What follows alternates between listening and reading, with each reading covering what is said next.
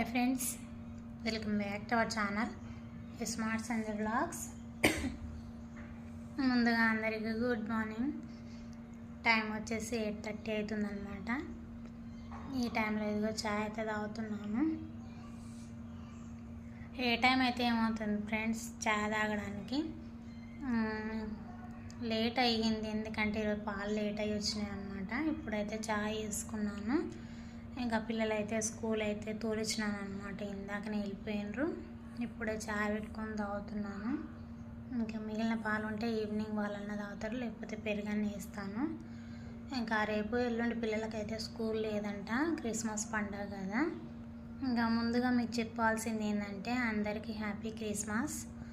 ఇంకా ఇంతే. ఇంకా చాయ్ అయితే ఇప్పుడు తాగుతున్నాను. మీరు తాగిండ్రో లేదో కామెంట్ అయితే చేయండి. బాయ్.